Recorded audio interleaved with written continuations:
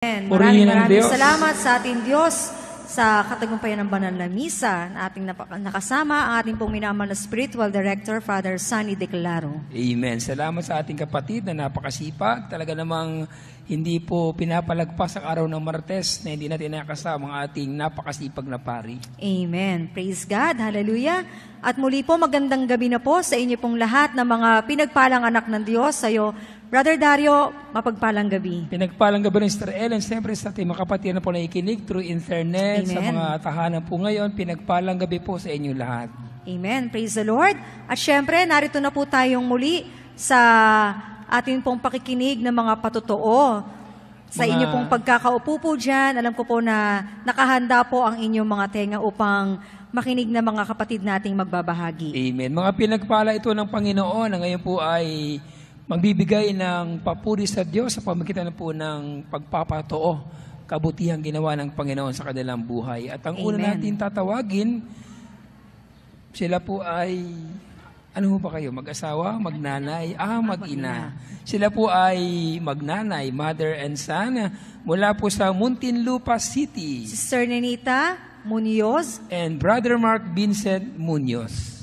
Purihin natin si Yahweh El Shaddai. Purihin ang Diyos. Praise the Lord talaga. Magandang gabi po.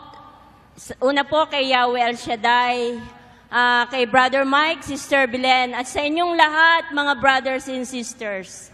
Ako nga po pala, Sister Nitz Munoz ng Muntinlupa. Ang isi-share ko lang po ay ang kabutihan ng ating Yahweh El Shaddai sa aming buhay. Talaga pong napakabuti ng ating Panginoon. Kasi po nung April 23 po, ako po ay nabalian ng paa, nadapa po ako. Pagkatapos, sabi po, ipina-x-ray ko po, ang sabi ng doktor, kailangan daw pong operahan para masimentuhan. Ngayon, abutin daw po ng 3 months. Sabi ko, at magkakaroon ako ng saklay, hindi ako pwedeng maglakad. Kaya nag-uumiyak po ako sa Panginoon. Ang sabi ko po sa Kanya, Lord, nawa po naman, wag nang maopera yung pa ko. Pagalingin mo na lang po ng hindi magkakaroon ng operasyon at ng semento. Maglalakad ako ng, paano po ako makakapaglakad? Paano ako makakapag-serve sa'yo kung ako ay nakasaklay? Napakahirap po. Kaya nag-uumiyak po ako sa Panginoon at nagsumamo po ako sa Kanya na ako ay Kanyang pagalingin. At ngayon po, sa loob po ng 3 months, magaling na po ang aking paa. At kanina rin po ay nailubog ko na po sa healing pool. Kaya talaga pong magaling na ang aking paa. Kaya purihin po natin ang ating Panginoon. At ang pangalawa po, nagpapasalamat din ako sa ating Panginoon kasi lahat po ng aking mga anak ay nakatapos ng lahat ng pag-aaral. Meron na rin po silang mga trabaho sa ibang bansa. Kaya salamat sa Panginoon sa iyong tulong at gabay sa araw-araw, sa kalakasan ng aming mga katawan. Maraming salamat po sa iyo, Panginoon. At ganun din po, ang prayer request ko po na matagal na, nawa po makapag-retired ang aking asawa bilang isang pulis sa loob po ng 31 years. Ipinagkaloob na po ni Yahweh El Shaddai, natapos na po niya ang kanyang pagsiservice ng malusog at wala pong anumang masamang record, Panginoon. Kaya, Lord, ibinabalik ko po sa iyo ang lahat ng papuri. Napakabuti mo po. At ang pang-apat po na ginawa mo po sa aming buhay, ang aking pong panganay na kapatid na noong 2013 po, siya po ay na-stroke. Pero naoperahan po ang kanyang utak. Pero sa ngayon po, sa loob po ng 3 taon, hindi po niya kami makilala. Wala po siyang makilala kahit sino po sa amin, kahit ang kanyang asawa, kami po magkakapatid, hindi niya po kami makilala. Tapos hindi po siya makapaglakad, wala talaga, parang living dead na po siya. Nag-uumiyak na naman ako sa Panginoon. Sabi ko, Lord, ipagkaloob mo lang po na maibalik mo po ang kalakasan ng aking kapatid. Pero Lord, maraming salamat at ibinigay na rin po niya, nakakalakad na po siya sa ngayon at ibinalik po niya na siya po ay normal na sa ngayon. Kaya Lord, ang lahat ng papuri at pasasalamat ay sa iyo ko lang po ibinabalik, Panginoon. Hindi po namin ito makakamtan kung hindi dahil sa tulong mo, Panginoon. Kaya patuloy kitang paglilingkuran habang ako po'y nabubuhay. At marami pong salamat, walang katapusang pasasalamat sa iyo, Panginoon. At ito po ang aking anak na magpapatotoo rin sa iyong kabutihan. Magandang gabi po. Una't higit sa lahat kay Yahweh El Shaddai. Pangalawa kay Brother Mike at kay Sister Belen. At ganoon din po sa inyo mga brothers and sisters. Magpapasalamat lang po ako dahil sa kabutihan, sa biyaya at pagpapalang pinagkakalob sa akin ni Yahweh El Shaddai. Dahil po last month, June 11, kadarating ko lang po galing abroad. Alam naman po natin na hindi ganun po kadali ang buhay sa abroad. Sa haba po ng kontrata ko, thank God dahil natapos ko po ang aking pangalawang kontrata ng maayos at ligtas, walang sakit. At pangalawa po, ngayong last week of July, this month po, pinagkaloob po niya sa akin na makalis po ulit, trabaho po sa abroad. Although mahirap po dahil sobrang ikli po ng bakasyon, pero okay lang po dahil alam ko naman po na may plano si Lord para sa akin. At naniniwala po ako sa isang verse sa Bible, Romans chapter 8, verse 26 to 39. If God is for us, who can be against us? Basta na kay Lord ka lang, wala kang dapat ipangamba. Yun lamang po at maraming salamat.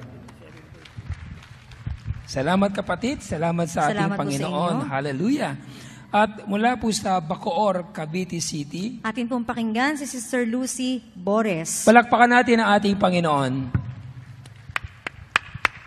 Hallelujah. Lord, thank you very much. Nakatayo na naman ako dito after 2 years. Hallelujah. Lord, magandang gabi sa inyo, Brother Mike at family, sa inyo mga brothers and sisters.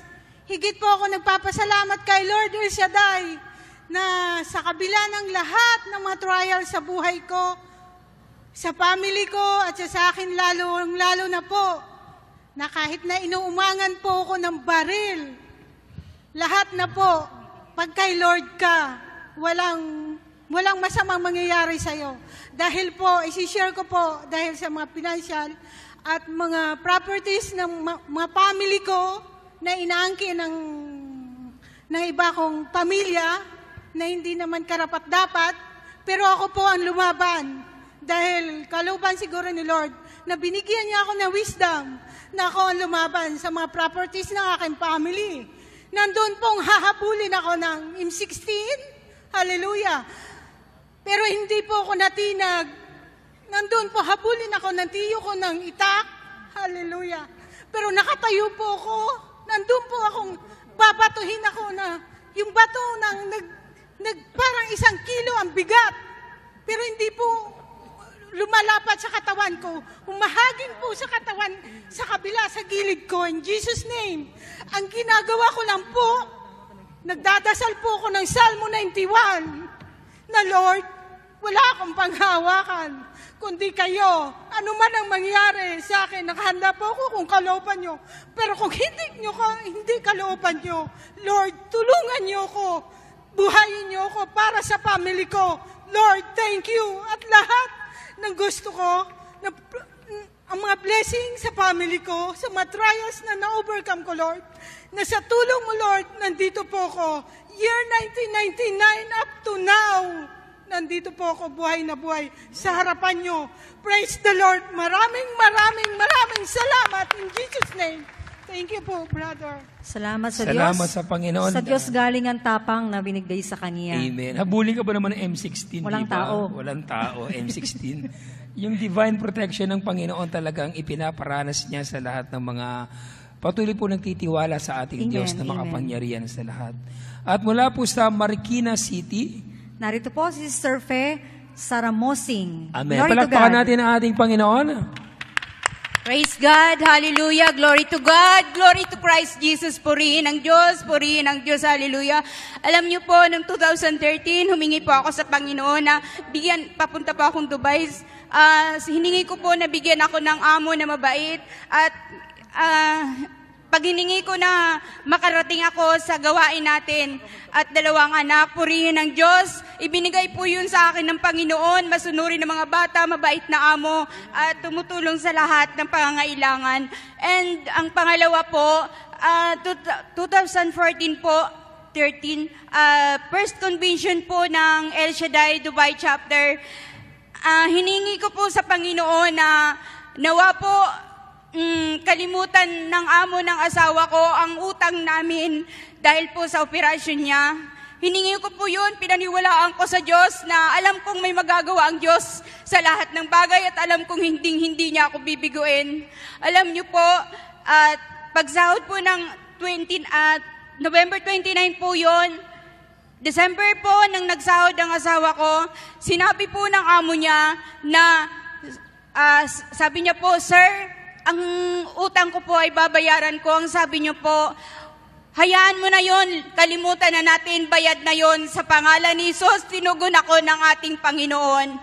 At ang pangatlo po, nagpapasalamat pa ako sa Panginoon, nakagraduate na po ang anak ko. And ang pang-apat po, salamat sa Diyos sa lahat ng biyaya at pagsubok. Salamat Lord sa tagumpay. Ito po, narito pa ako sa pagsubok. Panginoon, inihahayag ko po ang iyong kabutihan. Sabi ko po, Diyos, kahapon po ay nagpa-laboratories ako. Hiningi ko po sa Panginoon 1+1 equals 3 na ako ay magaling na. Salamat sa Diyos at normal po ang lahat ng mga laboratories ko. And Lord, kung anong kalooban mo, masunod po, Diyos. Ang ganap na pananalig at pananampalataya ko, naniniwala po ako, Diyos, na ako ay nagagamitin mo ang mga tao na mag-oopera sa akin. Lord, narito pa ako, ihahayag ko ang iyong kabutihan, Ama, sa pangalan ni Jesus. Maraming salamat po sa biyaya at katapatan mo sa iyong habag at awa. To God be the glory in the highest. Amen. Amen. Salamat, kapatid. Sa Diyos. Siya ang ating dakilang manggagamot. Amen. Amen. Alam po natin na ang lahat ng bagay ay posible sa Panginoon sa mga taong nagtitiwala at nananalig sa Kanya. Amen, Brother Dario. No? At ngayon po, tatawagin naman po natin mula sa 13 Martires, Cavite. Ating palakpakan ng buhay ni Sister Poy Lontok and Sister Ara Lontok. Purihin po natin ang ating Panginoon. Magandang gabi na po sa inyong lahat, sa ating Yahweh El Shaddai, kay Brother Mike, kay Sister Belen, sa inyo pong lahat mga kapatid. Tunay nga po na napakabuti ng ating Panginoon Diyos. 2014 po, kailangan po akong umuwi galing Canada dahil nga po nagkaroon daw po ng problema ang birth certificate ng aking bunsong anak na hindi ko po inangkin na hindi ko siya makakasama pabalik ng Canada. Tunay nga pong napakabuti ng Panginoon. Sa July 25 po, Monday, kami po ay lilipad na papuntang Canada at makakasama ko na po ang aking 2 anak doon. At ito pong aking bunso ay tunay nga po na makakasama ko na rin. Tunay nga po na napakabuti ng Panginoon. Tunay nga po na ang aking mga anak ay binigyan niya ng magagandang buhay. Ngayon po ay wala na po akong sinusuportahang anak. Sila na po ang tumutulong sa akin. Tunay nga po na hindi ko alam. Hindi ko po alam kung paano ko ibabalik ang kabutihan ng Diyos sa amin at sa aking mga anak, sa buhay na ipinagkaloob niya sa amin, sa kasaganaan po ng buhay na ipinagkaloob niya sa amin. Tunay nga po na wala akong salita upang maibalik ko ang papurit pasasalamat. Tunay nga po, Diyos, na sa maraming salamat sa kabila ng aking mga pagkukulang, sa aking pagkakasala, hindi mo pa rin ipinagkaloob na hindi ko makasama ang aking mga anak sa bansang Canada, lalo na po itong aking bunso. Tunay nga po na napakabuti mo, O Diyos. Maraming salamat po. Good evening po. Gusto ko lang po mag-thank you kay Lord kasi po sa mga blessings na binigay niya po sa amin, tsaka po sa pinakahihintay ko pong visa na makakasama na po ako kay Mommy sa Canada. Thank you. Maraming